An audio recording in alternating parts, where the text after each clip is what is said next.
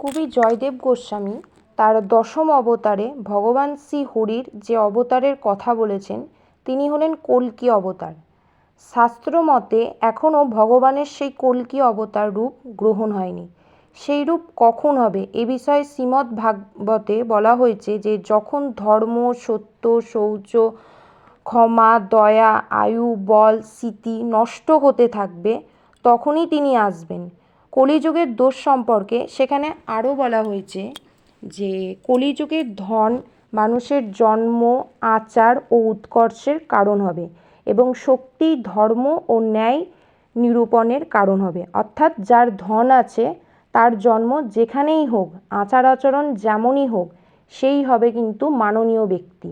এবং যার শক্তি আছে সেই ধার্মিকই, সেই ন্যায়বান বলে সম্মান পাবে। কলিতে স্ত্রী পুরুষ দাম্পত্যভাবে নিজেরই পছন্দের কারণ হবে। কোনো কিছু কেনাবেচার ক্ষেত্রেও ছল প্রতারণারই কারণ হবে। স্ত্রী পুরুষের মধ্যে কে শ্রেষ্ঠ সেক্ষেত্রে আসক্তিই হেতু হবে। কে দোষী কে নির্দোষ তার বিচারের বিষয়েও দুর্বলতায় কারণরূপে নির্মিত হবে এবং লোকের মন রক্ষার জন্য বহু ভাষণ ও পাণ্ডিত্যের কারণ হবে। কলিকালে দারিদ্র্য অসাধুতার গর্ব বা অহংকার সাধুতার কারণ হবে। মিলনের সম্মতি প্রকাশই বিয়ের কারণ হবে। দূরের জলাশয় হবে তীর্থ, নির্লজ্জতা হবে সত্যবাদিকতার কারণ।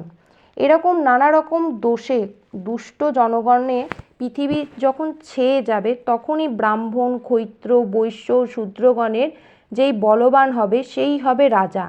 কলিতে পরস্পরের মধ্যে কলহ, ক্ষুধা, তৃষ্ণায় প্রভৃতি নানা রোগে মানুষ চিন্তায় মগ্ন থাকবে। মানুষের আয়ু হবে 50 বছর। কলিযুগের দোষে দেহধারী জীব সকলের দেহ দুর্বল হলে মানুষ বেদমার্গ অনুযায়ী ধর্ম থেকে বিচ্যুত হবে। বেদবিরোধী মত বেশি হলে রাজারা দস্যুর মতো আচরণ করবে। তখন মানুষগুলো চুরি, মিথ্যা, অহেতুক হিংসা, নানা রকমের কুবৃত্তি পরায়ণ হবে।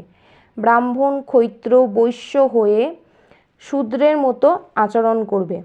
এমন অবস্থায় যখন কলিযুগ চলতে থাকবে তখন ধর্মকে পুনরায় প্রতিষ্ঠা করার জন্য ভগবান সম্বল নামক গ্রামে সর্বশ্রেষ্ঠ ব্রাহ্মণ বিষ্ণু যশার ঘরে কল্কি অবতার রূপে আবির্ভূত হবে।